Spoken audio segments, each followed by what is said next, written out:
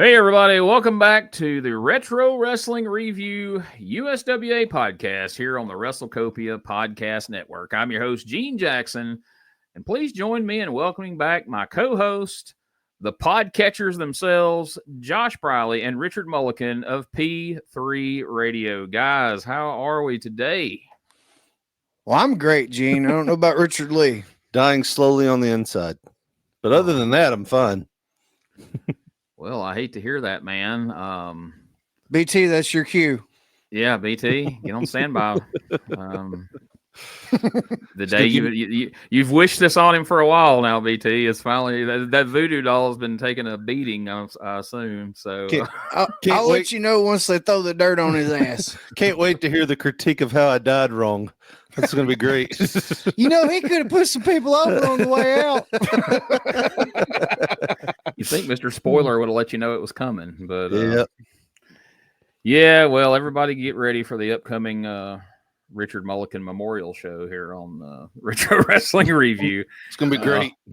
It's just going to be an hour of us showing clips of Richard burying Melvin Penrod and then like him doing impressions of his grandmother. The Richard Memorial Show is just one big show of his grandmother. Come on home, Missy. Come on home. I got Benji here with me. Come on home. I've been waiting up here at this gate for so long. We'll discuss this further on the post show, but I actually got a request from someone who's wanting to have Meemaw on their show as a podcast guest. I told him that he needs to talk to you, but Meemaw ain't doing customs now. Come on. I will say, if you can name the right price, man, you ought to go for it. You want me to do what now? You want me to put this woman in head scissors? I don't think so. That's not Christian. Oh, Meemaw stuck video. Yeah. Oh, God. I think this damn dry. Jesus. How did that become a thing? Okay, we'll talk about that. It's weird, isn't it? That's some hot mics talk there, but I'm really baffled at how that became a thing. So I hear. I don't know. I don't peruse those places, but anyway, we've been getting some good feedback on last week's show. People enjoyed it, and I think they were happy that we were happier with last week's show than what we've been on some of them. I've heard from some new listeners recently that are just now discovering the joy of watching Mean Mike Miller hurl chairs at Jerry Lawler's face. And I always love hearing from people that are just kind of on the beginning journey of joining us on the old Retro Wrestling Review here. So that's always fun. And like I say, it's been all good feedback, except we did get another voicemail, guys.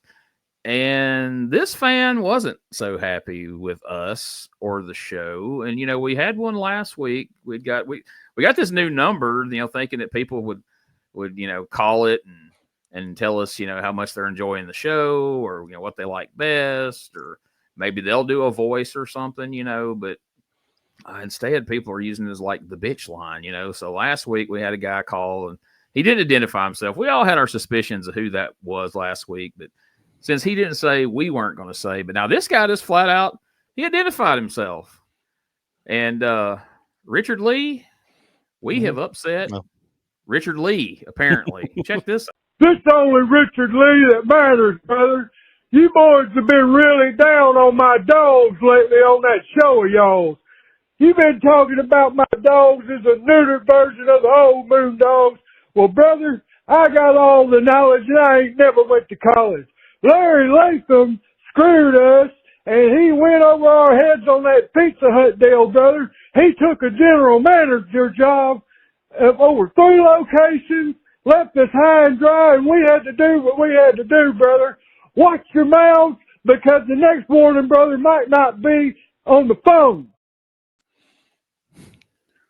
Oh my God, we got Richard Lee cutting a promo on us, guys. What do you think about that? He's upset, and I think he's confused. He said Pizza Hut. I thought their thing was Domino's, but anyway, it's pizza's getting involved. I'm afraid it's gonna pull Mario out of the woodwork. Yeah, I think he's probably in Arkansas or something. Anyways, I would think so. Nah, he don't got a car that'll make it this far. So yeah. That was poetic. I was more impressed with you pulled up an autographed picture of the Moondogs there during that call, and I was like, the penmanship of Cujo and Spot. It's like they're wild animals, but damn it, they know calligraphy. Well, I thought it kind of was counterproductive to what he was saying there. He was mad because we've been saying that they were domesticated, but there I found an example of where Spot and Cujo were signing autographs somewhere. So I think that kind of proves their point, guys. So is it sad that Richard Lee's signature was like print? Richard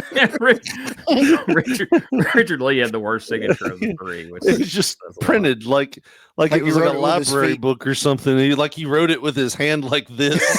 Richard, I'll sign it for you, brother. Yeah, that's he signed it with a cast hand.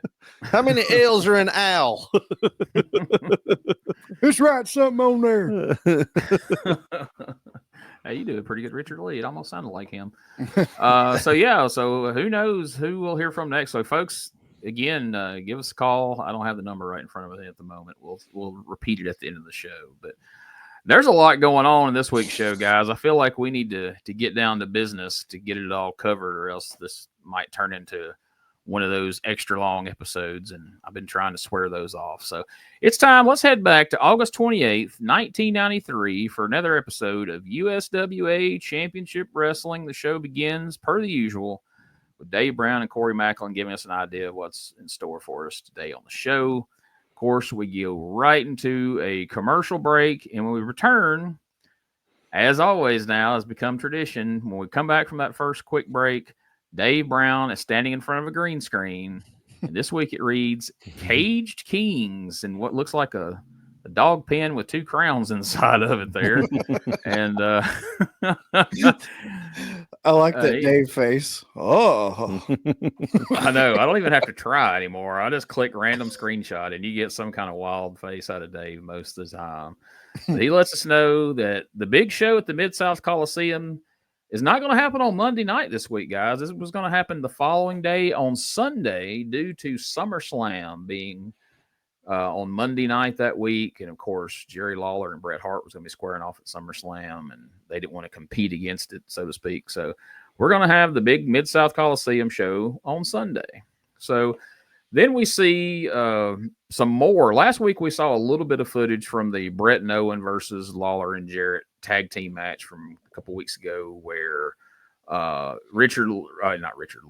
Neighbors was getting a little out of hand with the way he was, getting Jerry Lawler out of the ring.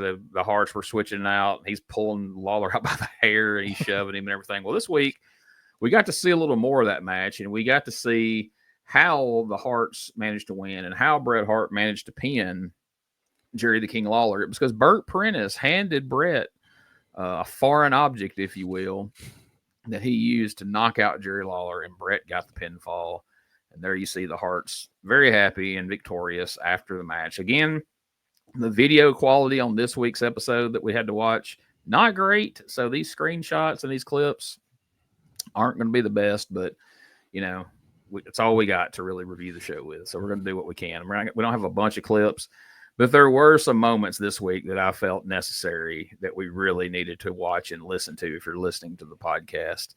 So Prentice was at ringside. He still looked like he was wearing a hairnet, but upon closer review during Bret's post-match promo, you could tell that he had Bret's sunglasses up around his head.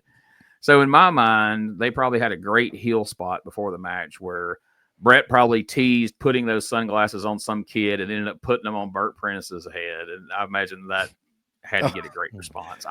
Nobody can tell me different. I'm assuming that's what happened. It had to be how Burt ended up with them on his head, which to me just sounds fun. Well, I bet Burt was just excited as the kid would have been. So either way, same reaction.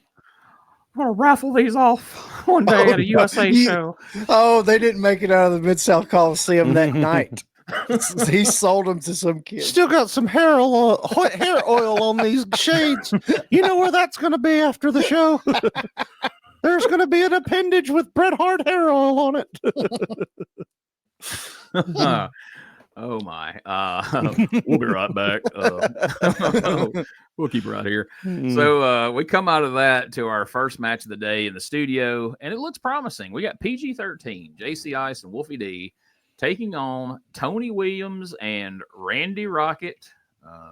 JC Ice was cutting up over there in the corner. They were in a good mood today. This was a fun match, you know, and I know that PG-13 are kind of fighting an uphill battle, trying to be heels as the fans really want to cheer them, as we've kind of talked about from day one with PG-13.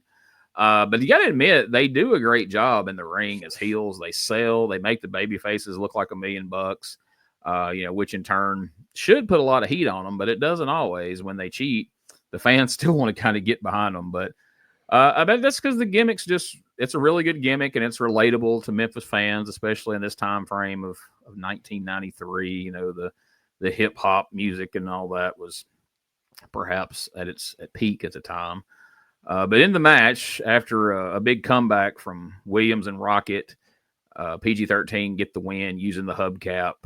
And the fans did kind of get on them this time, and they did favor Rocket and Tony Williams. And they persuaded TD Steele to reverse the decision, and the winners by reverse decision after using the hubcap was Tony Williams and Randy Rocket. So what do you think about this? There was no replay. There was nothing official. It's just the fans said, hey, they cheated, and TD Steele's like, all right, fuck it, they win. I excused it to the fact that not Tony Williams, TD has been a dual worker. He's been a referee recently, and he's been a worker recently I'm pretty sure he's had a match or two with PG-13 at some point. So he knows all their bullshit tactics, and I just took it as, okay, finally he gets it, and he's going to buy into it and switch the decision. I'm pretty positive TD Steele has been on the wrong end of that hubcap at some point here. So that makes sense. So yeah, all that figured in. Yeah, we can make peace with that. So last week, we spent a majority of the show hyping up the stretcher match between Jerry the King Lawler and referee Paul Neighbors, where Lawler had promised if he didn't send Neighbors out of the Mid-South Coliseum in an ambulance, he would personally refund the money of everyone who bought a ticket.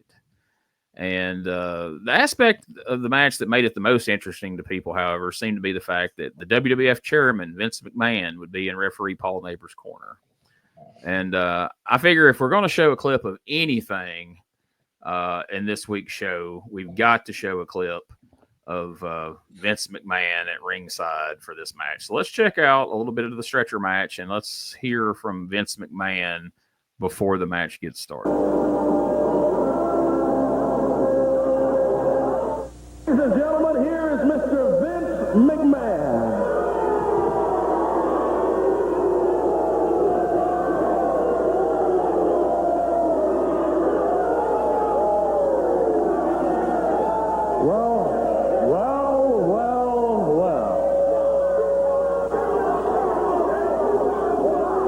It's no secret I don't like Jerry Lawler. And it's no secret I don't like anybody who likes Jerry Lawler either. I'd like to introduce you a man standing to my right. His name is Pat Patterson, one of the all-time great wrestlers. And if you come close to me, you're going to answer to Pat Patterson. Here we go. Jerry Lawler, Paul Neighbors. Oh, no. Paul's out again. Lawler's after him, though. There goes Miller's after him. Hey, look at that. Vince McMahon puts his foot out and trips Lawler out. The King running after Paul Neighbors, and Vince McMahon just politely steps his foot out and trips Lawler as the King was running by. Pat Patterson all of a sudden steps up, and Patterson with his finger in Lawler's face over there. Lawler standing up to Pat Patterson, and Patterson telling the King that he's got to get by him to get to Vince McMahon. Oh yeah, and McMahon just sits there like nothing ever happened. Paul Neighbors nails Lawler from behind, and Neighbors goes after the King.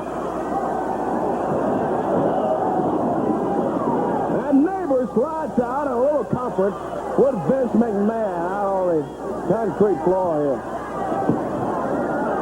Lawler jumps out. Oh, look at this. Patterson gets up and says, "You're not going anywhere." Lawler just pushes Frank Morrell back, and Pat Patterson standing up. Patterson telling Lawler that he's not going to let him by. Oh, Lawler throws Pat Patterson into the ring post, and Vince McMahon, sitting down at ringside, the King pulls his strap down, and he's inviting Vince McMahon to stand on his feet out here. McMahon won't get up yet. Vince McMahon sitting down in his seat, and finally McMahon stands up, and Lawler's begging Vince McMahon. He's begging him to hit him. McMahon takes his jacket off, and Vince McMahon takes off his suit coat. Oh, and he nails the King with a right hand. Vince McMahon hauls off and nails Lawler with a big right hand. Takes the King and whips him in the ring. He and Pat Patterson. All right, so there you see the Vince McMahon portion of the festivities, and we're going to go back and see how the rest of the match played out. Before we get to that, I want to hear you guys' thoughts on everything you saw up to now. So it's no question. I mean, like, it seemed like, you know, some of the promos Vince has sent so far, like, he's just kind of tap danced around the idea. Like, he seems a bit heelish, but he wasn't heelish to the point of, you know, just over the top like Brian Christopher. There could still be like some, well, I don't know, maybe he's just these people, or, you know, just Memphis maybe. But yeah, punching the King and taking part in the action, doing the tripping and all that, there's no more question. Like, full-blown heel Vince McMahon, this is the birth of it. I think Paul Neighbors jumped the gun, because I thought it looked like they were setting up the spot where Pat Patterson got thrown into the pole, and then all of a sudden Paul Neighbors comes up behind Jerry and hits him, and then they roll around for a second, and it looks like Jerry tells him, "Get out of the ring, stop it." And then they go right back into the same spot where Patterson stands back up and blocks him. That's fairly well done, you know. As a kid, I would have been like, why is he trying to fight an announcer and an old guy and two referees? You know, it's like, for me, it wouldn't have been like an even playing field when I was a kid. Knowing what I know now, it is. But, you know, back then I would have been like, why is Jerry beating up all these non-wrestling people? Right. Right. So before we talk about it any further, we'll get back to the match here. So as we left off, Vince McMahon has just punched out Jerry Lawler. They've thrown him in the ring. Paul Neighbors is choking him. So clearly, Paul Neighbors is fixing to get a win on Jerry Lawler, and then we're probably going to see Jerry Lawler having a refund. Like, though, I guess people just walk through as he hands them their money as they head out the fucking turnstile at the front door. So let's see the thrilling conclusion of this match and see how Paul Neighbors gets the victory over the King here at the Mid-South Coliseum. Neighbors in there.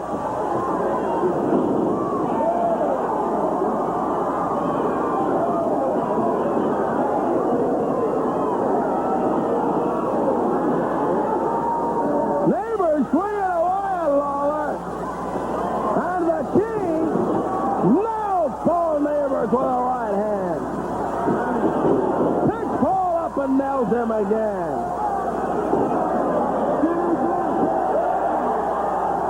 Lawler's got Paul Neighbors, setting him up for the pile driver. Oh, man! He lifted Neighbors up with that one. Oh, they say one more time. King said, okay, one more time. Oh, boy. Paul Neighbors is out, but Lawler doesn't quit. Another power driver on Neighbors. That's 4 of them on Paul Neighbors. Sets him up again. That's 5 foul drivers. Morrell says that's all. He's calling for the stretcher. Well, Paul, I hope you enjoy your trip. And you know, I forgot, I got one more little going away present for you.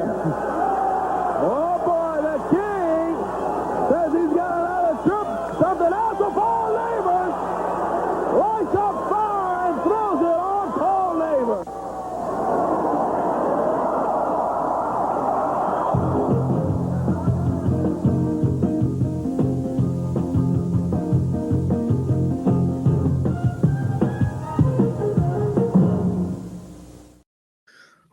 Wow, guys, and what was nothing short of a miracle, Lawler managed to make a comeback and not only win the match, but he saved the gate. I thought it was funny whenever the 1, 2, 3 happened. You could automatically just hear so many boos. They were like, boo. They wanted that money back. I I didn't have hear never a wanted 1, to see 2, Lawler 3. lose so bad. I laughed so goddamn hard when I was watching this yesterday when he sets Paul Neighbors' face on fire and Paul's in the neck brace, the restraint, and he can only sell so much. So he's just fidgeting. Yeah, he Yeah, like sold there's it. a mosquito flying around his nose or something. He sold it like an old woman hearing some church gossip. Like, oh, good Lord. But he has to lay there and let his face burn because he can't move. Yeah. I mean, after seeing the 7 pile drivers or whatever it was, it almost kind of felt like a dick move by Lawler. Like, Jesus, you just go and drop a fireball on his face. He can't raise his hands up, nothing. It felt like overkill, but I guess the people like it. Now, if y'all want to follow me out to the parking lot, I'm going to put sugar in this ambulance's gas tank. It's like, why, Lawler? He's already dead. Yes. So he did manage to pull off the win. So needless to say, Vince McMahon was not impressed with his trip to Memphis. So I promise we're not going to have a whole lot of clips this week, but I feel like these clips was really the base of the show. So let's hear what Vincent Kennedy McMahon had to say about his trip to Memphis and about the upcoming Caged Kings event with Bret Hart versus Jerry Lawler inside of a steel cage here in Memphis. How could you have been so rude? That's Southern hospitality. How could you have been so rude? I mean, come on. I'm simply introduced and you people are booing. Why? Give me a break. Jerry Lawler starts running around the ring as I'm sitting at ringside, starts running around the ring, trips over his own feet, points the finger at me and blames me. I had nothing to do with it. Come on, Jerry Lawler. Then from there you want to get in my face. Oh, your breath, you've got the worst case of halitosis, but you know what? Come to think of it, it smelled just like the Mid-South Coliseum. It smelled just like everyone in there smelled. I've never been insulted like I was this past Monday night. Never. And Jerry Lawler, you asked for it. And you got it. But you know what? You're asking for it again. You're asking for it again because come tomorrow night, you're really going to get it. Come tomorrow night when the hitman Bret Hart, the former World Wrestling Federation champion, steps into the ring with you inside a steel cage. It's bye-bye Jerry Lawler. It's no more king because you never really were the king. I mean, these Memphians really can't believe that you are the king of wrestling. And if you ever did believe Jerry Lawler was the king, you're going to find out differently. Because come tomorrow night, Bret Hart, inside a steel cage, will prove once and for all he is the undisputed king of wrestling.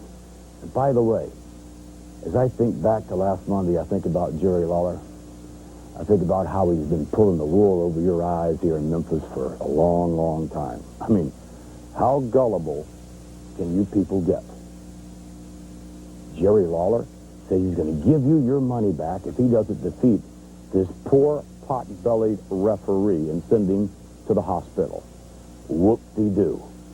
I'll tell you what, big mouth Jerry Lawler. Why don't you put your money where your mouth is? Come tomorrow night in the steel cage match with Bret Hart. Why don't you say the very same thing? Come on, tough guy. Come on, Big Mouth. Why don't you say, if I lose the match to the hitman Bret Hart, I'll give you your money back? Why don't you say that, huh?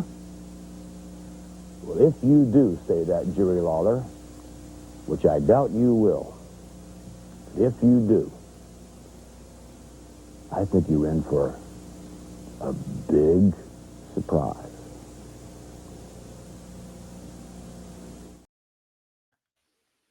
Oh, so to your point earlier, Josh, we've been seeing this Mr. McMahon character evolve a little bit each time we've heard a promo, or then when he showed up. But this week he's turned it up even a little bit more from what he was, at ringside there at the Coliseum. So we're really seeing the guy who would famously square off with Stone Cold Steve Austin in a couple of years is really being developed right here in the USWA in 1993. But that's a pretty bold challenge for Jerry Lawler to challenge him to say, if you don't beat Bret Hart in a steel cage match, then you're going to refund everyone's money. That's something fun to discuss, and we're going to save that for the Q&A portion of the show this week when we talk about would you or wouldn't you and why not. We'll dig deep into that. But is there anything, any other aspects of that promo besides that aspect you want to talk about before we move on from this Vince McMahon promo? There was some of that stuff that I almost quoted right out of the recent deposition about Vince McMahon, that he was saying, you wanted this. This is what you wanted. Really shitting on the king, if you know what I mean. Hey, now. But yeah, like that was the only thing. There was so many quotable things in there that we'll say on hot mics after the show. Yeah, there'll be a fun post show this week for sure. And it's funny, the present day McMahon accusations really put a different spin on pretty much everything you hear from Vince McMahon. When you go back and listen to it now, you're like, that sure takes on a different tone when you consider some of the things we've heard about him in the meantime. But yeah, well, we talked about it in the group chat this week. Sometimes people give you clues as to what kind of person they are. Like I said, P. Diddy, how long did he walk around going, how long before I have to change my name to Penis Diddler before these people finally understand I'm trying to get caught here? It's like he was screaming for help this whole time. Yeah. Nobody would help him. So the next match of the day, Bert Prentice, we spent quite a bit of time last week talking about his Dog Catchers tag team. And I've had it somewhat confirmed from a couple of sources that, in fact, we did kind of stumble upon the answer. The Dog Catchers were not necessarily a one set team, that they did fluctuate depending on who was available for any particular show. So that wasn't just our speculation. Turns out there's a lot of truth to that, which it's crazy. That's the freaking tag team champions. And they're just, who wants to be the champs tonight? No, how disappointed would you have been to go to a spot show and Bill Rush and Tony Williams are the Dog Catchers? Exactly. I'm pretty sure that's TD Steele under that mask. I'm pretty sure the Dog Catchers were white last week. I'm pretty sure that's Rough and Ready, guys. I don't. So they basically had the Dog Catchers had the Freebird rule, but the Freebird rule consisted to anyone in the back that just hadn't worked more than one match. Can you wear a mask? Yeah. You can be the tag team champ. Lawler's like, are the Dog Catchers here? And Eddie Marlin just holds up two masks. They certainly are. Chris Fraser approaches. I'm ready to be the tag team champ. Despite my driving here in this ring truck, the Dog Catchers made it tonight. That's what they shot that video with Jeff Jarrett last week at a Dog Catchers tryout at Treadwell High School. There, they were trying to cast that part. That's fabulous. But anyway, so this week Bert Prentice introduces a new team, or at least another team. I would have assumed that maybe you were going to replace the Dog Catchers with these guys, but like I said, the Dog Catchers are the freaking tag champs. But this is who Bert Prentice brings out: Brute Force, Slammer, and Jammer. From that Look at picture, Dave's face. from that picture, it looks like Bert's cloned himself. Like to what he would want to look like. If you put into AI right now, Burt Prentice as a 80s punk rocker, the one would pop out, and then the second one would pop out, and that would be Dave's face when they got done. God, Oh man, so out of touch in 1993. yeah. So far away. God Yeah, almighty. I mean, those guys, I realized after I got to digging into them, I had seen them in Global. Turns out these guys probably only had about 20 matches in their entire wrestling career, if you want to call it a career. A lot of that was spent in Global in Texas. Here they're taking on Spike Lewis and Tim Sadler, who may or may not be the Shadow. That's purely speculation. But anyway. So yeah, I did some research on Brute Force and was both surprised and amused to learn that Brute Force are still together to this very day, guys, but not as a wrestling tag team. They're married? Full rock and roll band. Brute Force, or as they spell it, FORCZ, because you know that's more badass, right? These guys are a rock band and have been since like the early 2000s. And if you want to fact check me on that, you can actually follow them on Facebook at facebook.com/Brute Force, again, FORCZ, or you can check out their website, www.bruteforce.com. Let's check out some of their great wrestling skills first, and then I'm going to let you check out some of their awesome music. So let's get just a small sample of the brute force behind Brute Force. They say they are the heavy metal tag team. Well, there's no doubt about it, and look at this guy.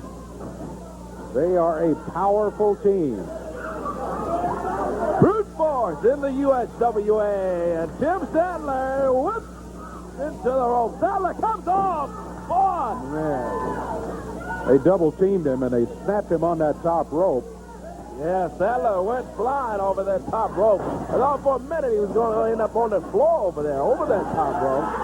Spike Lewis gets the tag, and that's all he gets. He gets in there, and Brute Force, big power slam on Spike Lewis. Takes Spike over to his partner and tags his partner. The other member of Brute Force comes in, slams away on Spike Lewis.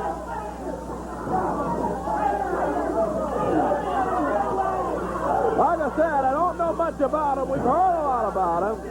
They come in very highly recommended and got a lot of wrestling background behind them. And not too much respect for authority either. T.D. Steele, the referee, was kind of in the path there, and Brute Force was insulting him after he had thrown Spike Lewis into the corner and said, "Get out." So Dave's having to call them very powerful, and Corey's saying they come in highly recommended as they're throwing kicks that wouldn't break an egg. What do you guys think of the wrestling ability of the tag team Brute Force here, guys? We were just talking about how every time they go to tag in, that one member of Brute Force is doing some weird like yoga shit on the apron, or it looks like almost like his balls are stuck to his leg and he's trying to get them off of it. I thought maybe he had chafing issues, and that's why, because like the first time they go to the tag, the one guy, it's like he's got his boot up for him to bang his head into it. That didn't happen. So, okay, well, that's natural.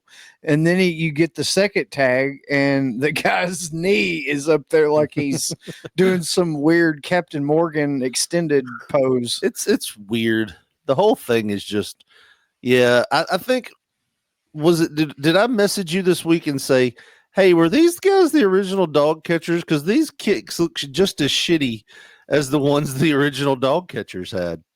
And based on what I learned this week, I think you may be right. They may have slapped some masks on these guys and called them dog catchers the first week, and because they were about the size, the kicks, everything lined up. I think it was a matter of they couldn't get all that hair under a mask easily, and they're like, well, let's just let y'all come in as what do you call yourselves? Brute Force. So like, all right, we can do that.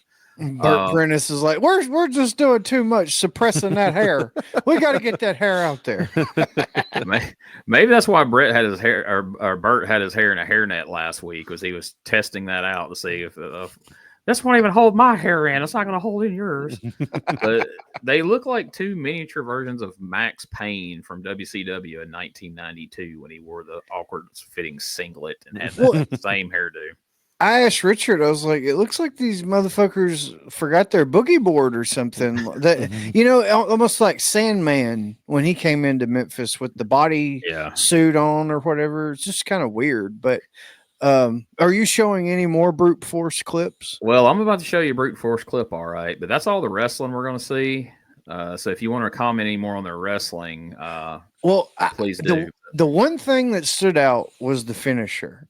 It looked like it was so painful, where you got the one guy, he bends down and just kind of exposes his knee, and the other guy Irish whips him, and he does the flapjack, and full-blown midsection of one of those jobbers was just bam right on the other dude's knee. It looked like it was a legit move.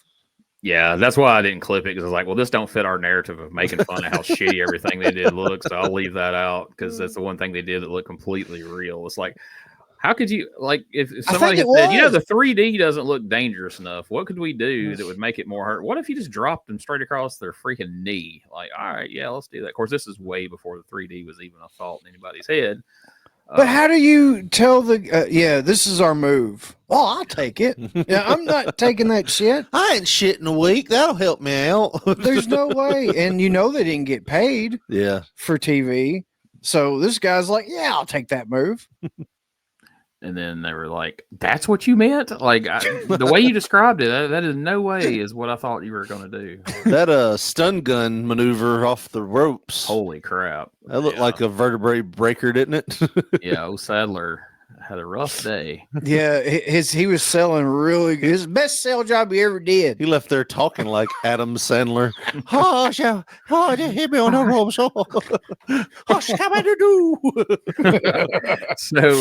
So let's show you a clip of what they refer to on their website as kick-ass heavy metal. Here is them singing. This is a live performance. There's no this isn't no Milli Vanilli type stuff here. This is actually from a live gig.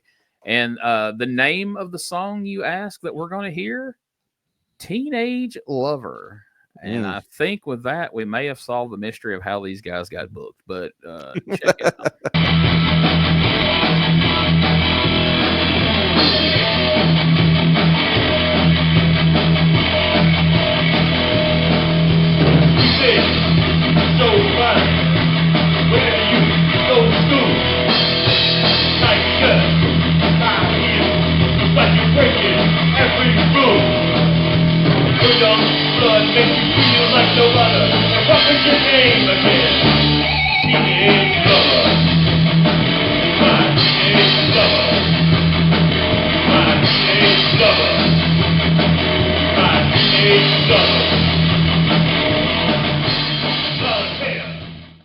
I don't even know what to say to that, other than I think the Master of Terror wanted to use that as ring music. I was going to ask who it was about. That's $10 wasted on that domain name that they're having to pay every week for bruteforce.com, isn't it? People were like, these guys suck, Lawler. Why did you book them? He's like, I don't know. Something about their music speaks to me. I don't know. Did you see fucking Lenny Lane in the band? That was crazy. Yeah, that's how he broke in the business. Many people don't know that Lenny Lane started as the guitarist for Brute Force. The WWE has these official theme songs for pay-per-views now. Yeah. Like, I would have loved if we'd have cut back to Corey Macklin saying, we want to thank Brute Force for the official theme song of Cage King's Teenage Lover in there. Would have made my day, but no such luck. He really sang in one key, didn't he? Yeah. Hey, I know a guy like that. Yeah, the whole time just singing one key. It was really weird. What was the old, probably A minor? That's not my joke. That's what's his name? The rapper that's doing the Super Bowl today. That's his I didn't joke. know the Super Bowl was today, but Oh. we'll let you have that one. Well, it was last week by the time you're hearing this. Yeah, whenever you hear this. That happened. And what's great is, like, to me, they heard that, saw that, and like, yeah, we need to put that video on the website to get bookings. Like, they think somebody's going to hear that. Like, oh yeah, we got to get those guys for our next event. But if you listen to the words of that song, where do you go to school? I think is what he said in there somewhere. Wasn't that Velveteen Dreams like text messages? Yeah. he's just singing Velveteen Dreams court documents. Man, that's a big penis you got there. It's like, wait a damn minute. What kind of turn are we taking with this band? We've fallen a long way from Hero last week.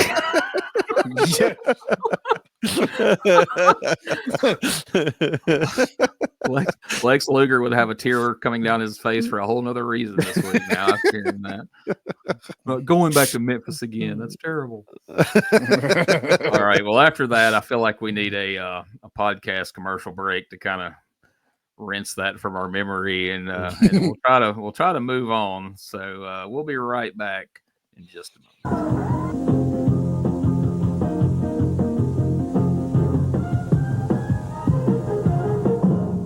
Hey guys, Ray Russell here, curator of the WrestleCopia Podcast Network, inviting you guys to listen to many of the programs here as part of the WrestleCopia brand, including, but not limited to, the Wrestling Memory Grenade, currently covering the 1988 and the WWF project.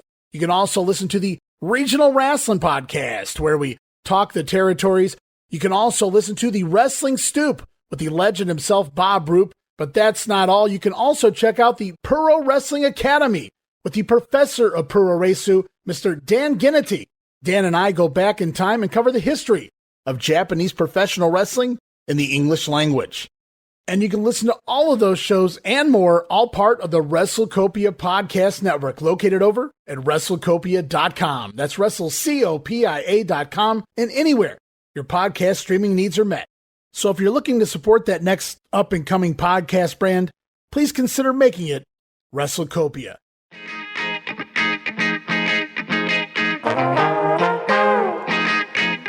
Hey, it's Bob Smith, and guess what? The Outdated Wrestling Hour is now part of the WrestleCopia Podcast Network.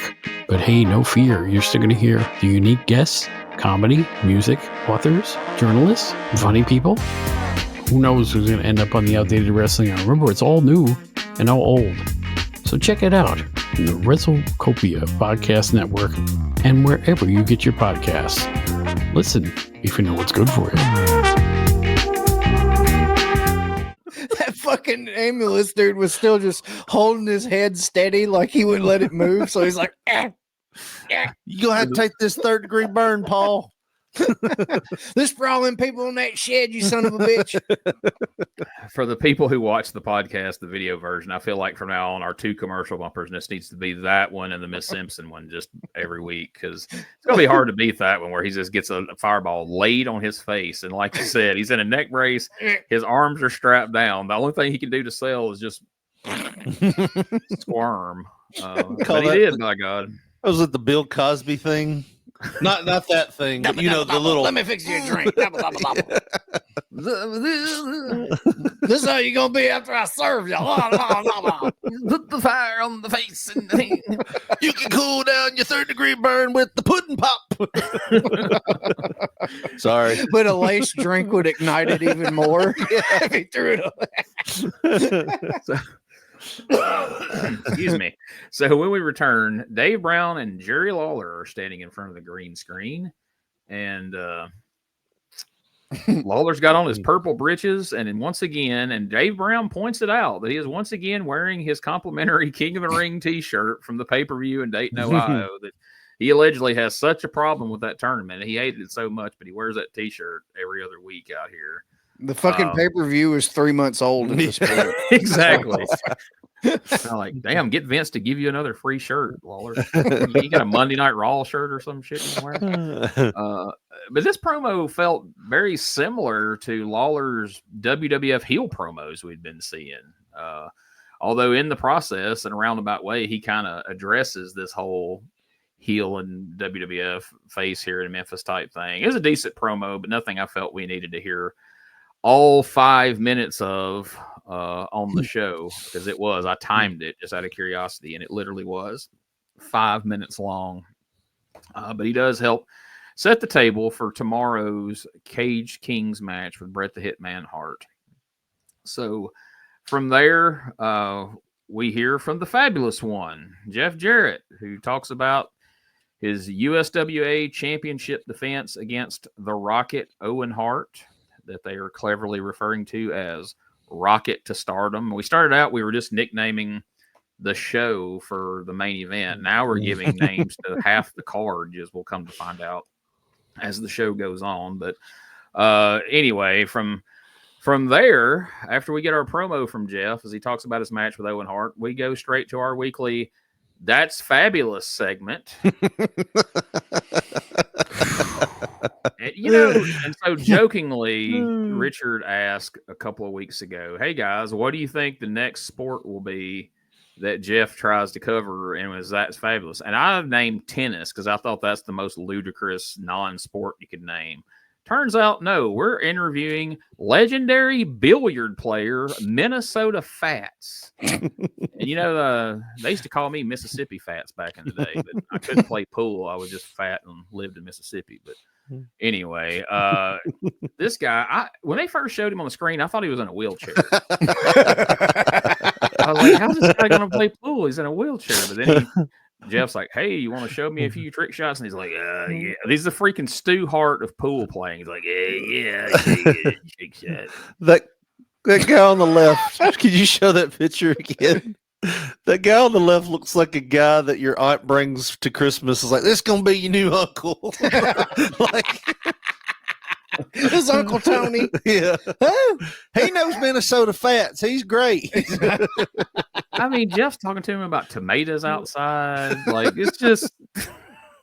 I feel like Minnesota Fats was like, he didn't understand they were going to have a camera crew and all that. It was like, yeah, I'll talk to Jeff Jarrett. Just bring him over to the house, Tony.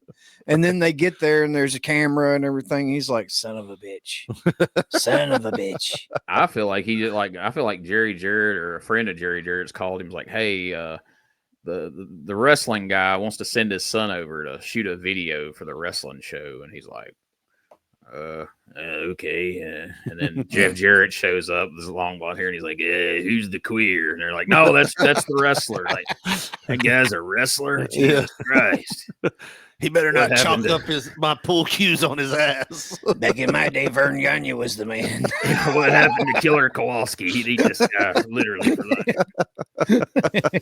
But me, if there was ever a segment yet that would have lended itself to camera trickery where we could have showed what looked like Jeff doing some of it.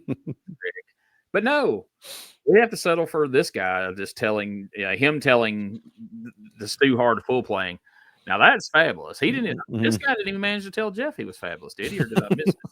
I a couple of times, but I don't think he did. But like, I just took that as, well, they bum rushed this old man, and he's still pissed. He's like, I'm not saying that. Man, every time I think we've seen the worst one, we get proven wrong. But we continue what has become now a weekly tradition of what I call the fabulous trifecta, where we see a Jarrett promo, a match, and a dumb video in rapid succession. We just change the order in which we see the promo first, the video first, the match, but we just swap it around. And so now we go to match number 3, the USWA heavyweight champion, the fabulous one, Jeff Jarrett, versus Clyde Coleman. And I don't know if Jeff just forgot that his finisher, after months and months of using it, was the leaping DDT, or just all the months of criticism from Richard finally got to him. And so he hits his big typical leaping DDT to perfection, one of the better ones he's done.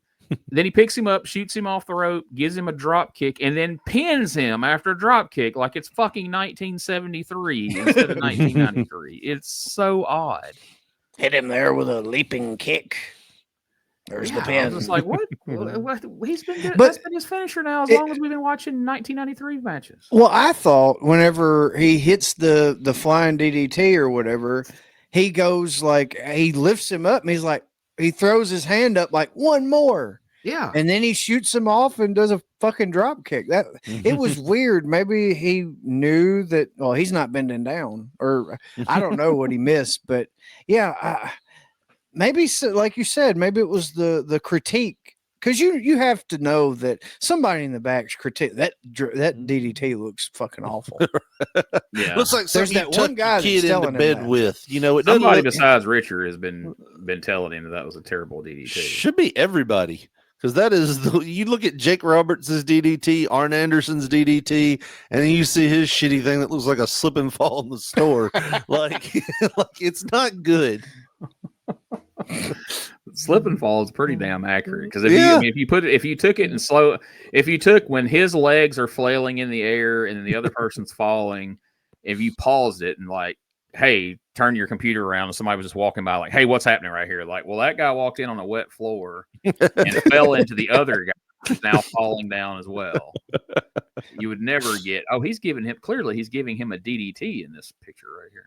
Yeah. But like I can picture that conversation in the back where whoever's telling it, probably Brian, man, it looks like shit. You need to change it. And he's like, well, I ain't barely got to take a bump. Yeah. I hit my knee first. Brian's I like, win. I tell you how to beat Mr. Clyde here. Kick him in the face. That's what I did last week. I just kicked him right in the face. That's his off switch. Brian and Jamie are taunting from the curtain. Give him that old slip and fall DDT, Jeff. Give it to him. Screw you, I'm gonna drop kick him. Look, he drop kicked him. so from there, we see clips of the allegedly 8 feet tall Giant Gonzalez jobbing out the Undertaker at the Royal Rumble back in January, and we learned that he's coming to town tomorrow to take on the sun-kissed Vampire Warrior in the Giant War. And look at Jay's face. Mine too, Dave. It looks like he's photobombing Dave. So there's yet another match on this card that's been named. He's like, I want the belt. That look on Dave's face just says it all, though. It's like, what the fuck is this shit? So Bert Prentice comes out, and rightfully so. He's upset that the Vampire Warrior's not getting a rematch for the title with Jeff Jarrett. Any other time, you get a rematch for the title, but he says nope.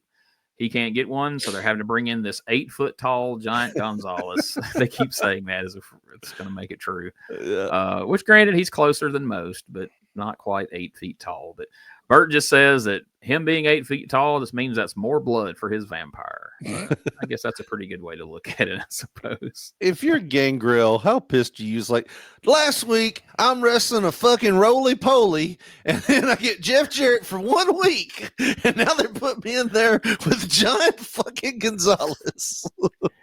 Yeah, if anybody should be shitting on Memphis in shoot interviews, it's David Heath. Like, not necessarily Soul Taker, Godfather. It should be David. He's like, they had me wrestling freaking Mario for 15 seconds. I had to wrestle Giant Gonzalez. It was terrible. Yeah. So another match we've given a cute nickname. We've got a Loser Leaves Town match coming up between Gentleman Chris Adams and Brian Christopher, but we're calling it The Last Train to Nowhere, which is an interesting choice in my opinion. I don't think I have a screenshot of that, actually. I'm sorry. There's actually a train on there and everything. Are we saying Tony? We saying Tony Adams is involved, so we got to talk about trains. Yeah, there may be a bit of irony there that Miss Tony Simpson is going to be involved in this, but we see a clip of last week's match where Brian, once again, he cheated and he beat Chris Adams and he gained ownership of Miss Tony Simpson. And after last week, she was out here on her knees. She was happy to be here, apparently. She's pissed that Brian wins, and he goes to give her a hug to celebrate. She smacks the shit out of him, and Brian snatches her by her hair, literally drags her out of the ring, and then drags her all the way up the aisle. And either Brian is a great actor or he's done this before. I don't know. But, he It's seems almost awful like it was comfortable. just natural to him. I don't know. It really does. Yeah, this angle has gotten pretty heavy at times, guys. It's not always fun. But after the break, Brian comes out. He's got Miss Simpson with him, who looks like she'd rather be anywhere else on earth than out there with Brian. She's not happy at all. But Brian has a surprise for her. He brings out Miss Robin, who is going to be, she started out as Nanny Simpson. She was Brian's maid. She was gifted to him by Scotty Flamingo, Johnny Polo, Scott Levy.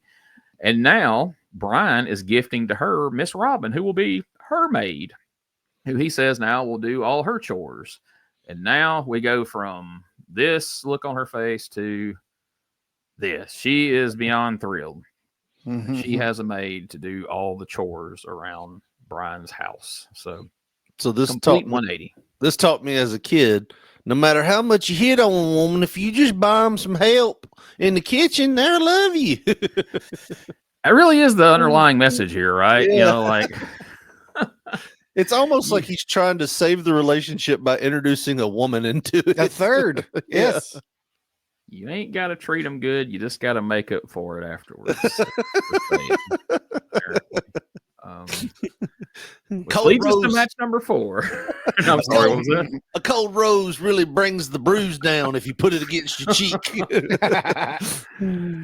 Match number 4, Brian Christopher with Miss Simpson and now Miss Robin taking on Mike Anthony. So Mike Anthony, Mike Lazansky, they build him as being from Washington, but he's actually from Canada. Quite similar in look and style to Chris Jericho at the time, maybe a little bit smaller. Mike had worked in the Calgary Indies. He'd been to Mexico, Puerto Rico. He ended up working quite a bit in Japan. He would later have a brief run in ECW. They would call him Tiger Mike Anthony in some places because he worked as the Canadian Tiger or whatever their language's version of that name was. It's like Tiger Canadian or some shit in Mexico or whatever. Good match here. Anthony seems like he'll be a good fit as a babyface here in the USWA if he sticks around. We've been seeing a lot of babyfaces pop in and out. And based on what goes on in this match, though, I think we may see Mike Anthony for a little bit, or at least that may be the intention anyway. They had a fun back and forth match. And at one point, we see Mike Anthony hit Brian Christopher with a dive out to the floor, which felt pretty jarring here in USWA in 1993. We ain't exactly been seeing a lot of high-flying dives out to the floor, but that wasn't the interesting part. Right after he dives onto Brian Christopher on the floor, he runs over to the corner, he kisses Miss Robin, and then jumps back into the ring. And now, this was 1993. It's not 2025, so a woman getting kissed against her will by a stranger got a huge pop from the studio audience. Now that might kind of be frowned upon. But I don't know. We may be getting back there now. Gene, she's a heel woman. She's different. She deserves She got rights. Yeah. She deserves it. She's true. bad. She chose poorly. She's on the wrong side of the track, so she gets kissed by whoever wants to do it. You can assault a woman if she makes poor choices. If that was Miss Texas, that motherfucker'd have to pay. So while the fans loved it, Brian, not a fan. He gets on the mic. He threatens death upon Mike Anthony. Proceeds to maul him for a few moments. But then he shoots Anthony off the ropes. He manages to duck a couple of clotheslines. He slides under the bottom ropes. And then he manages to kiss Miss Simpson as well. Whew. And now Brian is really pissed. He assaults Anthony on the floor. He tosses him back into the ring. And then as he leans out of the ring to check on Miss Simpson, Mike Anthony's schoolboy rolls up Brian for the 1, 2, 3. And I'm pretty sure Corey Macklin had to go backstage and change his pants afterwards because he absolutely lost it. He was beside himself. I don't know, other than when like Jeff Jarrett won the Southern Heavyweight title that night, they had the whoop, there it is thing going on. That's perhaps the happiest I've heard of Corey Macklin on commentary. Meanwhile, Brian had a hissy fit in the ring afterwards and, pitched had a tantrum and all that good stuff. But clearly, guys, if by some chance, somehow, Brian manages to beat Chris Adams in this loser leaves town match, he may just have a new angle ready and waiting for him. But he's probably going to lose, right? I was just, more than likely, but I was just happy that they had a decision, and that did not make Brian look bad. No. Brian did a great job of that by pulling on women's hair and throwing them to the ground and all that. This does not damage his character. That helps him, be more heelish because he's got an excuse to take it to another level. And Mike Anthony, who looks great, it's making him look even better than he would have looked if they would have just ended at DQ to his favor. So I love this decision. It also does this thing to where if you're a fan, it goes, all right, Brian has distracted himself so much with these two women, he might lose Monday night or Sunday night. He, if he's losing to Mike Anthony on TV, Chris Adams knows how to take advantage of all those things that, Mike Anthony knows, and even more. So if he's losing on TV, he might lose Sunday night and you might not have to see him again. So you might want to come out and watch him leave and, send him off with one of those, na, na, na, na, na, na, na, na, hey, hey, goodbye songs, Exactly. So, yeah, I mean, I think this is one of those things. It's like it was booked beautifully to say, all right, Brian has distracted himself here. That's a good call. That's a very good call. And it got Mike Anthony over because, there's people watching at home and sitting there watching that crowd like, man, if I was wrestling Brian Christopher, I'd go out there and kiss them bitches. And that's what he did. So you got to respect that. Think about it. It also is a testament once again to how good Brian Christopher really was and how much he really got it. You know what I mean? This is 2 weeks in a row that the outside world, his outside ongoings has affected his match in one way or another. You know what I mean? Yep. Last week he came in super pissed and it translated the way he wrestled. And then this week he gets beat because of what's going on. And, it's affecting the way he's wrestling. I love it. It's the kind of smart booking that we've been sorely lacking in recent months, where Mike Anthony could have debuted and beat Mr. Clyde and the Shadow and all these guys and got 6 weeks worth of wins over jobbers, and it wouldn't have meant anything. Brian could have come out here this week and beat the hell out of Clyde Coleman again, and it wouldn't have really meant anything. But you were able to tell a lot of story. That one win for Mike Anthony puts him right up at the top of the card, makes him a serious contender. That loss for Brian casts a shadow of doubt over tomorrow's match, like Richard was saying, and it shows that, hey, maybe having two women at ringside is not going to work out great for him. It advances his story. It helps Mike Anthony. And again, like you said, Josh, it doesn't hurt Brian one bit. And people also seem like, boy, Brian's going to go hard on them bitches when they get home. Boy, he's going to rough them up after that because they seem like they didn't hate it. So a lot of good stuff there. So I was really impressed with that segment. I didn't get a clip, but we will see as we go into the final commercial break.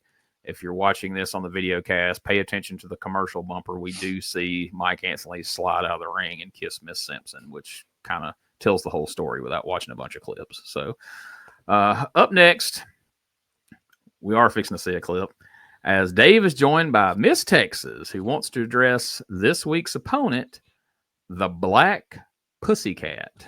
Let's check out this promo from Miss Texas. It is bad luck right there. Here's Miss Texas to talk a little bit about that.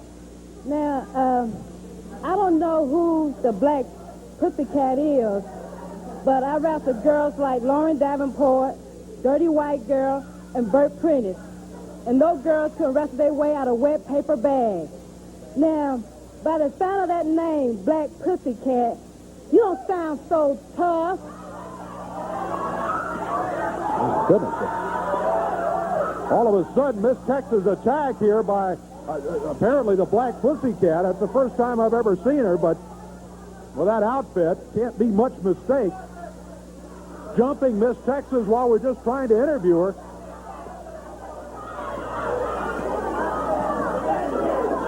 And just continuing to beat up on her here on the floor. Here comes a little bit of help. T.D. Steele is out. Here's Eddie Marlin and Randy Hales to get them separated. And, well, I guess that's... she got loose, and she goes after Miss Texas again. Rolling down here on the floor over behind the ring. There's Just about got them apart. Well, not quite. Not quite. They're still going here. Well, we'll get them separated.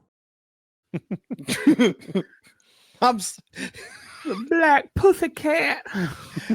I'm sorry. I was distracted the whole time by Randy Hill's capri pants. Did you see those? That was great. I told Josh, I was like, it's almost September. I've got to wear these one more time. Oh my Lord. So the first name out of Miss Texas's mouth, I beat up women like Lauren Davenport.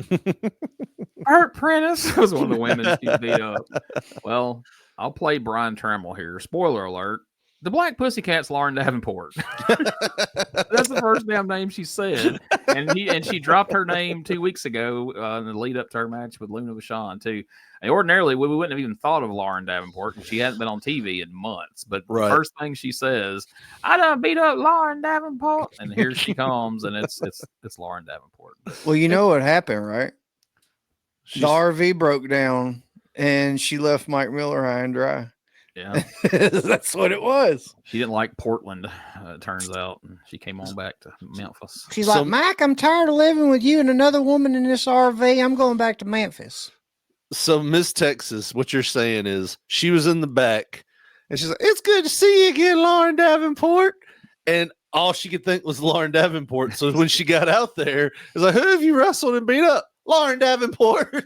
It's almost like the same thing happened 2 weeks ago when she was like, Luna Vachon, I done beat up all kinds of women's, like Luna Vachon and Lauren Davenport and the Dirty White Girl. Dirty White Girl only been there in like 4 years.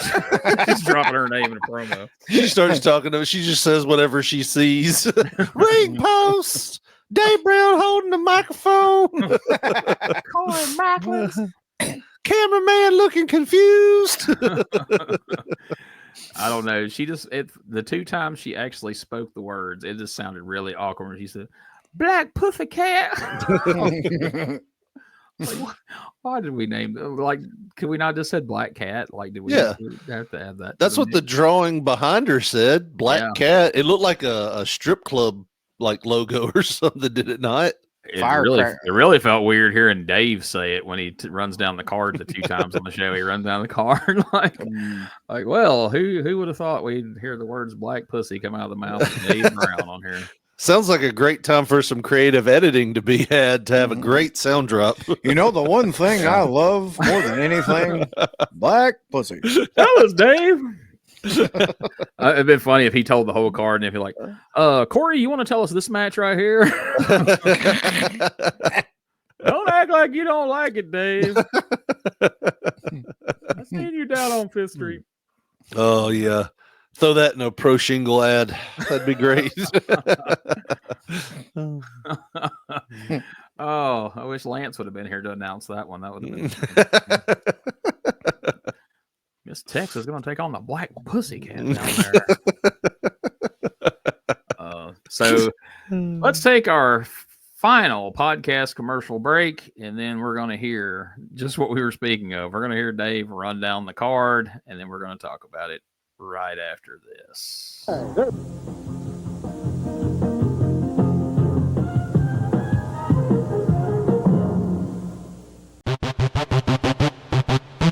Ladies and gentlemen, welcome to Give Me Back My Pro Wrestling, the podcast that's based on the old school but can still help you find the good stuff from today. Jimmy Street and the Plastic Chic, Jared, are the undisputed tag team champions of the wrestling podcast world. From thought-provoking topics to superstar interviews to action figure expertise. This team does it all, and all they ask is, give me back my pro wrestling!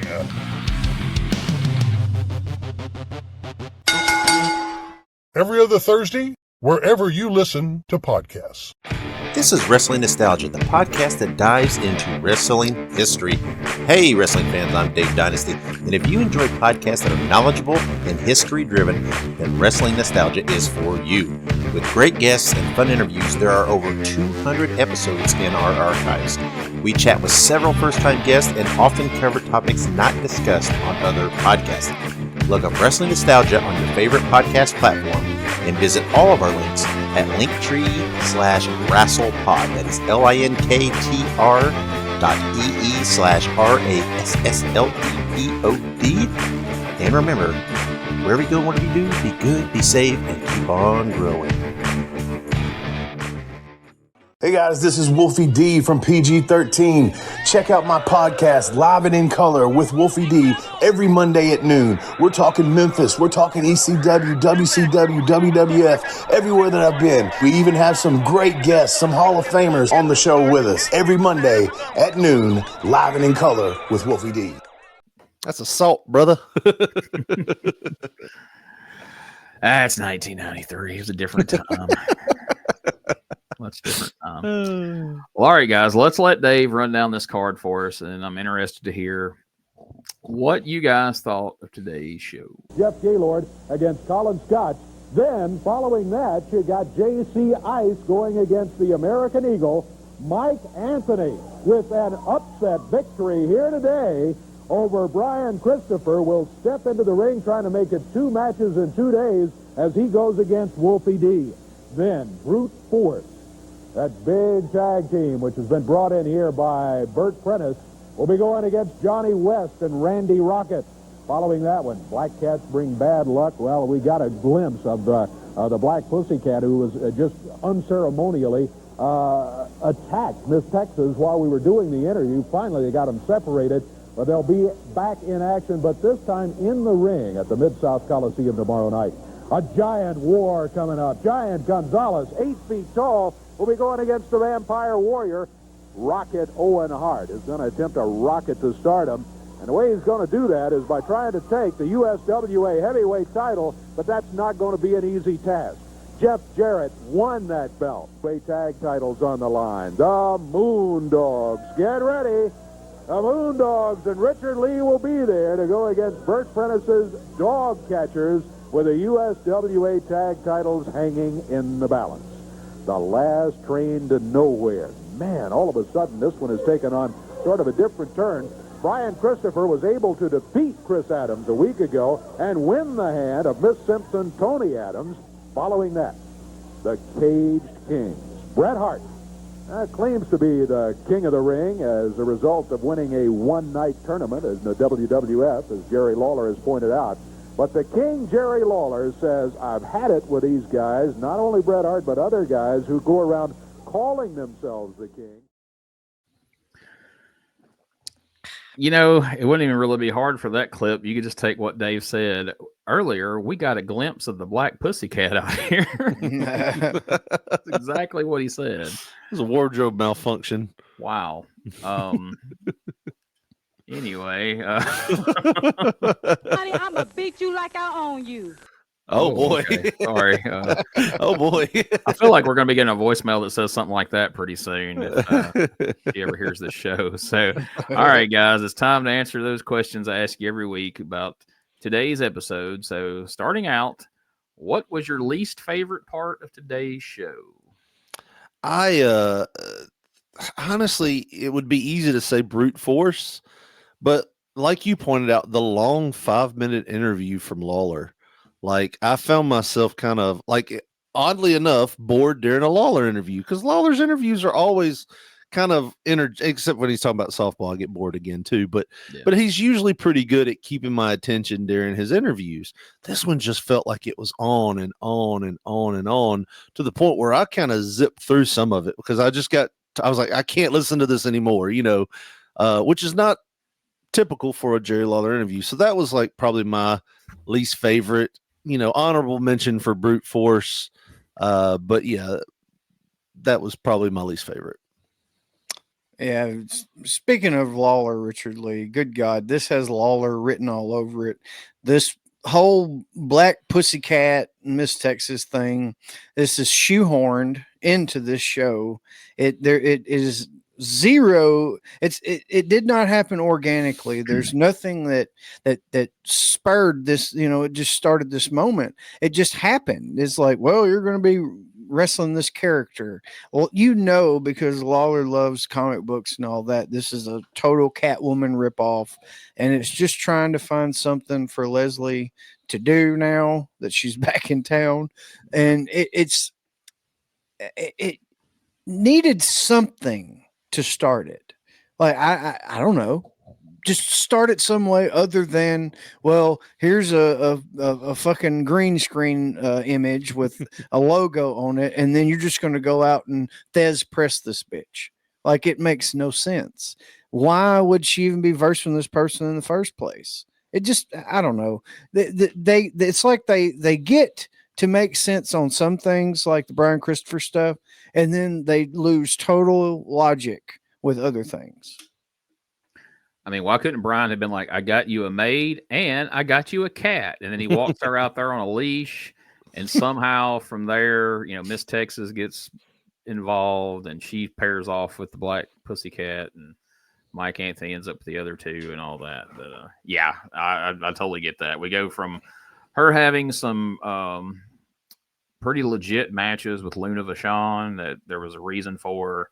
And now it's just like, well, Miss Texas needs an opponent this week, and Laura and Davenport's wanting a job. So here's how we're going to get there. We're going to shoehorn this this segment in at the end of the show right before we go off the air. So yeah, I can agree with that. So what was your most favorite part of this week's show? Bar none, the Brian Christopher match.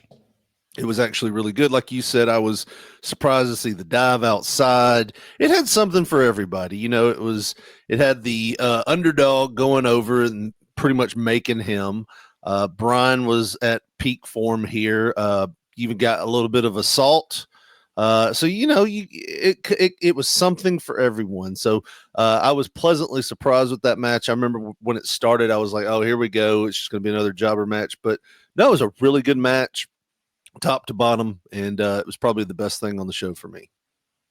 I echo everything you just said. Full spectrum emotions. It had something for everybody, and what a fucking way to get Mike Anthony in on the first day. Like you said, he could have had the gauntlet of Chris Frazier's and whatnot, but no. We actually sat down and thought about it. How can we make both of these situations?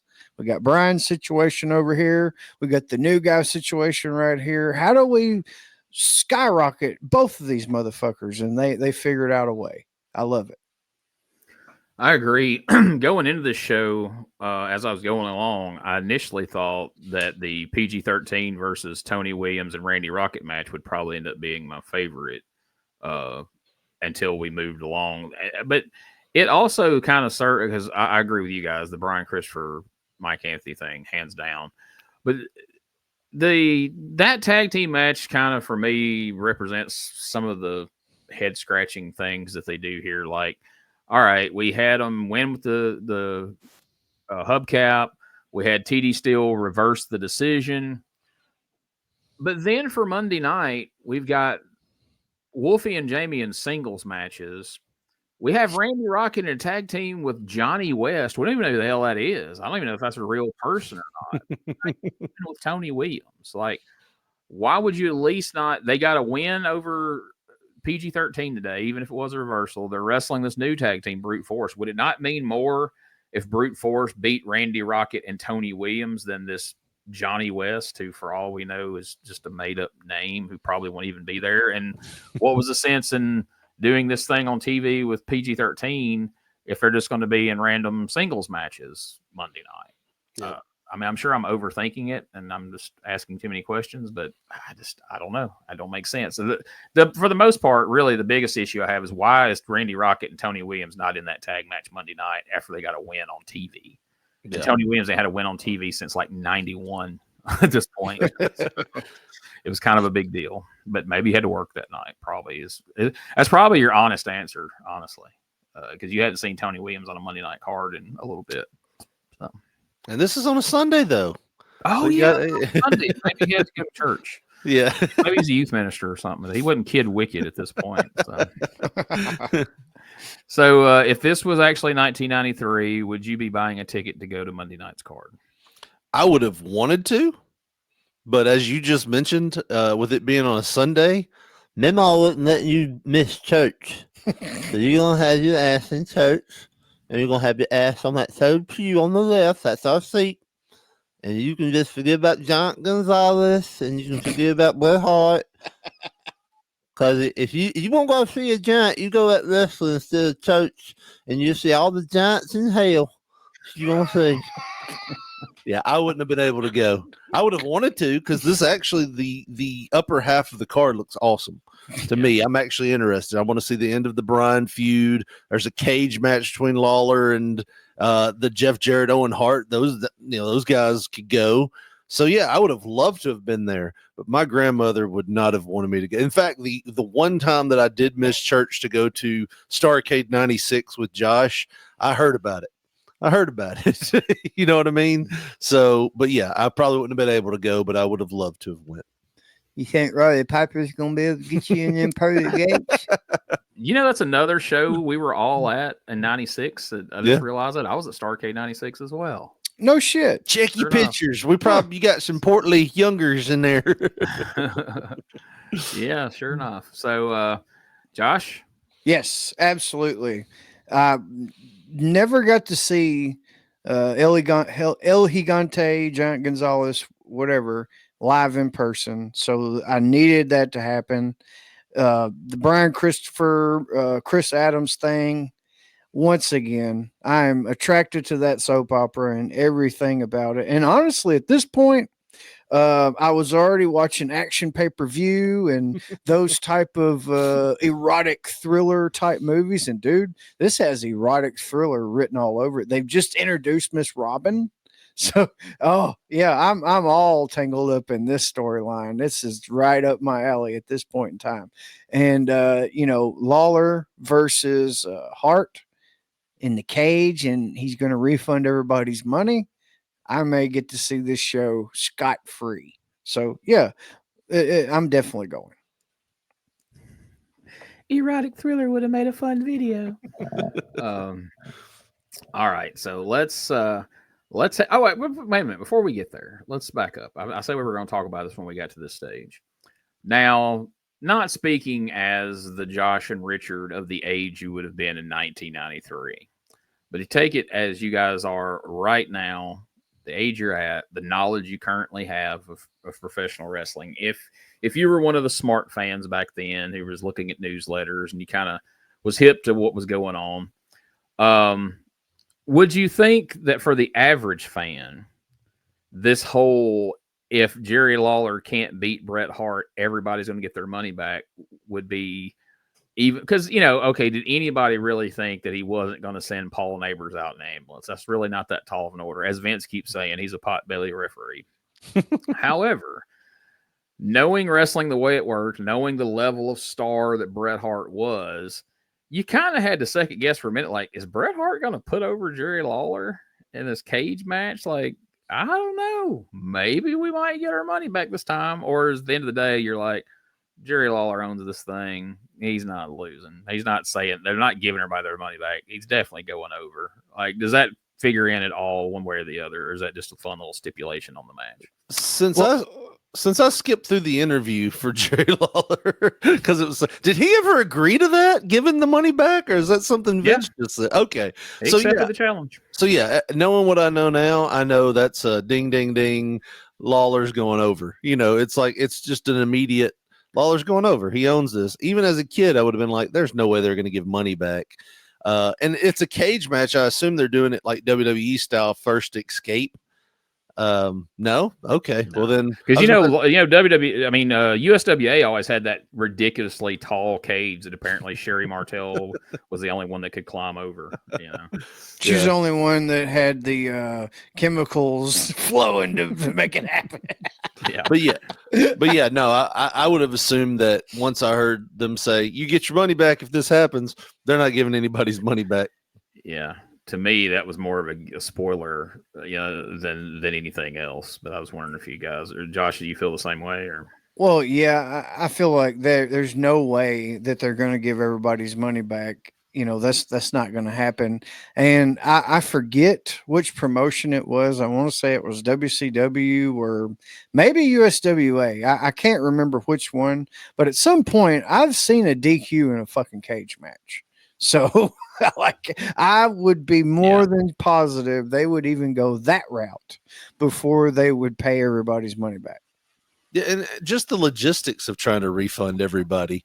Like, that'd be a nightmare. Yeah. Here's your $5.58 back. Sorry, I couldn't get it done. Dude, It'd take you 3 hours to get out of that place. Well, yeah, that's what I was saying. I told Richard when we were watching the clip where he was talking about it, I was like, yeah, he would be there until 2 a.m. at the turnstiles, giving everybody their change. Wouldn't it be funny if it was like, it's 7:30? Why is the main event starting? Oh, I bet Lawler's going to lose this.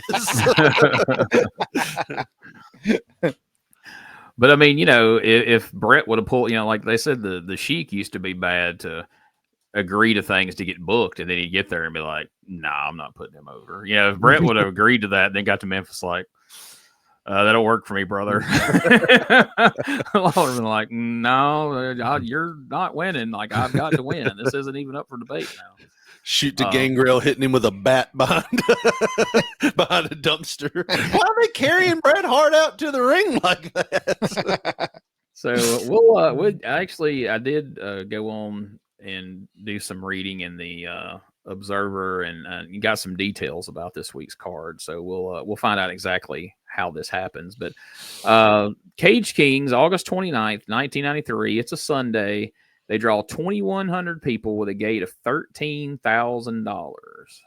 Now, remember back to less than a week ago, we drew over 3,000 people with a gate of like $24,000 in theory to see Lawler versus referee Paul Neighbors. And I guess some people would say, no, it was for Lex Luger and Yokozuna, but we know from everything we read and heard, half the crowd left during Yokozuna and Lex Luger. So people were there to see Lawler kill Paul Neighbors. They were also there in hopes of maybe, just maybe, since Vince McMahon's in the corner, we might get our money back. Or we might see Vince McMahon get pile driven. That might be interesting to see a WWF announcer get pile driven. So the curiosity wasn't necessarily there. And that's kind of why I posed that question. Do you think people were smart enough to read between the lines and be like, oh, well, Lawler's definitely winning this. They're not going to give everybody's money back. That's a significant drop in the house. And I would think that you could get more people out on a Sunday than a Monday night. But then again, it's the South. There could be a lot of people's meemaw saying, hell no, boy, you ain't going to no wrestling on a Sunday. So that could have hurt them as well. So opening match saw Jeff Gaylord pin Colin Scott in 3 minutes, 29 seconds. Woo, 3 minutes too long. Yeah. And Colin Scott just cannot get a win here. So I feel like they don't have big plans for him in the WWF. In the second match, check this one out. JC Ice, Jamie Dundee pinned the American Eagle, which this says is Danny Davis, in 10 minutes and 1 second. I feel like that's got to be punishment for all these no-shows, right? Like, oh, you hadn't showed up. You're not winning. Danny just did what Danny does.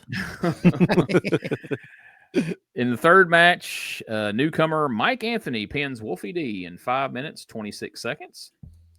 And in the fourth match, Brute Force defeat Randy Rocket and Johnny West. He's a real person, and he showed up when Slammer pinned Rocket. Not So terrible names. In 2 minutes and 42 seconds, Miss Texas pinned the Black Pussycat, Laura Davenport, in a mask. I don't think she was unmasked. I think they just know that's who it was. Had that pussy pinned down. What was it? We saying she was getting pussy whipped. Giant Gonzalez pinned the Vampire Warrior in 2 minutes, 21 seconds. Oh, wow. Jesus Christ. Poor Gangrel.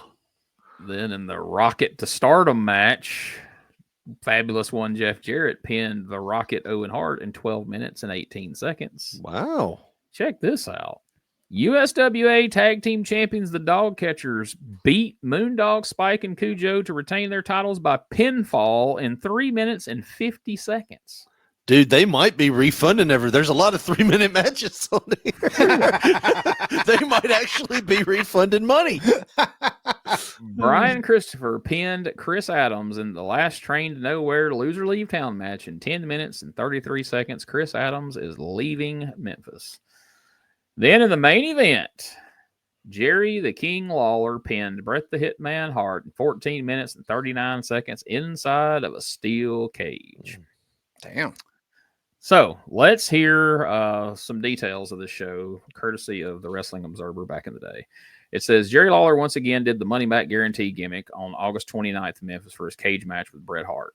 The match was billed King of the Cages, which isn't exactly true, but we saw Vince McMahon do a taped interview daring Jerry Lawler to put up his money-back guarantee against someone who wasn't a pot-bellied referee, like a real king, such as Bret Hart. Lawler vowed to refund everyone's money if he didn't pin Bret Hart in the middle of the ring. So, of course, that's exactly what happened. It says the show drew 2,100 fans for a gate of $13,000, which was down from the $24,000 they drew just 6 days earlier, where Jerry Lawler did the exact same gimmick against referee Paul Neighbors. The show also had a strong undercard with Brian Christopher taking on Chris Adams in the Loser Leave Town blow-off to their feud, which actually Adams lost. A USWA title match with Jeff Jarrett defeating Owen Hart. The Dog Catchers inexplicably keeping the USWA tag titles against the Moondogs. Giant Warrior beating the Vampire Warrior. And it seems Giant Gonzalez will be sticking around the USWA for the next several weeks, going around to all the shows. So I guess they're trying to get him some ring time here because, he came in the door not great. And this is what I found really interesting. It says everyone seems to suspect that Jerry Lawler will be working a singles match against Vince McMahon on the September 4th show. Now, we know that doesn't end up happening, but I find that interesting that we did assume back then that that's where this all was heading. Now, here's another interesting point that I've been wondering about. None of the stuff involving Vince McMahon has been shown or even alluded to on the USWA syndicated television shows outside of Memphis. For those unfamiliar with how things are done in the USWA, the 90-minute show airs live every Saturday morning on Memphis, but then it gets edited down to 60 minutes to be aired in Louisville, Nashville, Evansville, and all the other markets. Everything involving Vince McMahon, even the clips of the match where Jerry Lawler wrestled Paul Neighbors in a stretcher match, that was cut out. The parts involving Vince McMahon and Pat Patterson were edited out. So only the highlights were shown, picking up where Paul Neighbors is choking Lawler, and then we see him pile drive him, and then you never know. If you lived in these other towns, you never knew Vince McMahon and Pat Patterson were even there. That's interesting to me. It says the Lawler-Bret Hart match, which took place on August 29th in the cage, with Lawler guaranteed to refund everybody's money, finished with Owen Hart attempting to run in, but Jeff Jarrett ran out and stopped him. And at that point, Giant Gonzalez ripped off the door, came in, gave Bret Hart a high five, and the two began pounding on Lawler.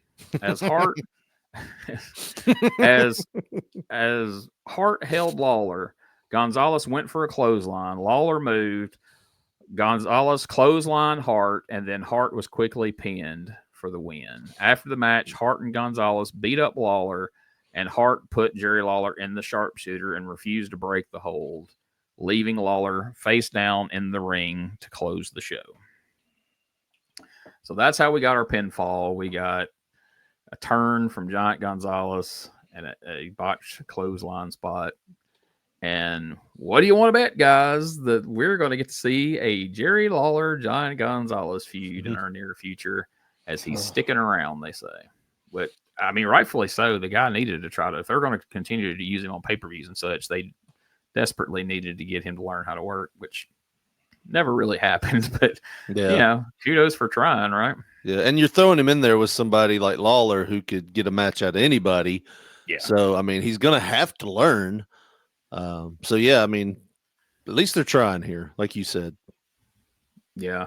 It's, it had to be disheartening for them, though, to have that significant of a drop in the house from the Paul Neighbors match because, they had to think like Bret and Lawler in a cage is like the slam dunk. Like this is going to be throwback to 88. Kurt Hennig versus Lawler for the AWA title. We're going to have 9,000 people in this place. We're going to be turning motherfuckers away.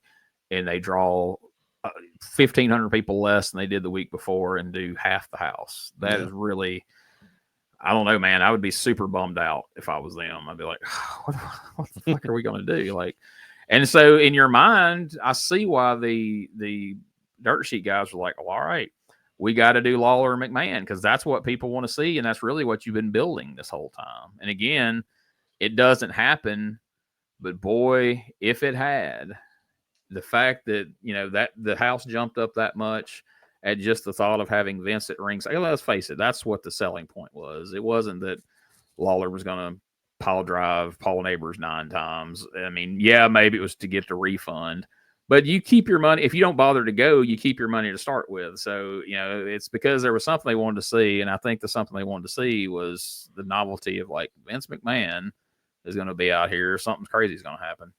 So I feel like if they would have had Lawler versus McMahon back in 93, I don't think they would have sold it out. I think we were beyond ever, putting probably more than 5,000 people in that Coliseum. But it definitely would have drew a house and would have definitely been interesting. I would much rather see Lawler versus Vince McMahon than Lawler versus Giant Gonzalez. And I do have that match in its entirety for a future watch along. Speaking of watch alongs, we hadn't plugged this on here yet, but coming up very soon, me and the guys are going to be watching the famous or infamous, I guess I should say, Heroes of Wrestling pay-per-view. That's right, that pay-per-view. We're going to be watching it and talking about it. You can jump in the comments. You can watch it with us. You can throw in your comments. And yes, that is the one where Jake the Snake stroked his snake like a penis on pay-per-view in front of God and everybody. What do you think your grandmother would have had to say if she'd have been watching that pay-per-view as it happened? Has he got his dick out? I don't like snakes. Oh, Jesus, I don't like She hated snakes, but she was unaware of how they bit people. She thought they stuck them with that forked tongue, is what she'd say. I was always confused. She's like, that's where the holes come from. That gets you that tongue. Oh, bless her heart. Well, yeah. So ends another episode, guys. Make sure you go and subscribe, rate, and give us a review. We certainly appreciate it. And make sure you check out P3 Radio, as they are still cranking out great episodes each and every week. If you think you are shocked by some of the things that get said here, you ain't heard nothing yet. Check out P3 Radio for all sorts of fun. And I believe you guys are going to be recording that probably after this. Is that still the way of things? Yep, that's it.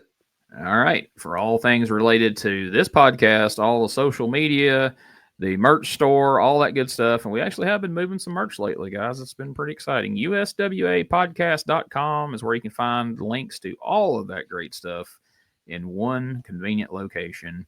And also my other podcast, you can check out DougGilbertPodcast.com for everything related to Dangerous Conversations with Dangerous Doug Gilbert and Tommy Wildfire Rich. And for a whole plethora of great wrestling content, check out WrestleCopia.com. There's all sorts of great wrestling podcasts. You can join his Patreon, and there's all kinds of great content there beyond this podcast. There's videos, there's scans of old wrestling magazines, just tons of great stuff. You can spend hours over there for just $5 a month. Or you can also, I might say, and you can subscribe to the our Patreon, the retrowrestlingarchive.com or patreon.com/retro wrestling archive. I'm saying this shit backwards. But anyway, that's where you can check out the Hot Mics show, the pre and post show to this podcast. Plus, I put up a bunch of other wrestling content over there as well. A lot of stuff from Japan, some watch along things, different things. Check that out. And guys, is there anything else you need to add before we say farewell for this week? Real quick, what sport is going to be putting over Jeff Jarrett next week? I've got bowling. I am going to say he joins Jerry Jarrett on one of his construction sites. That's the only direction it's going now. That would actually be more exciting than this Minnesota Fats segment we got this week. So, well, all right, folks. If you enjoy the show. Like I say, please let us know. And if you didn't, well, you can just keep that to yourself. Or you can call our hotline, which is the number is in the description of either this video or the audio podcast. Wherever you find it, you can find the number. Give us a call. Leave us a message. We would love to hear from you. And with that, we will see you next week once again here on the Retro Wrestling Review USWA podcast. Where you go to school, tight shirt, high heels, but you breaking every rule. Your young blood makes you feel like no other. And what is your name again? Teenage lover. My teenage lover. My teenage lover. My teenage lover.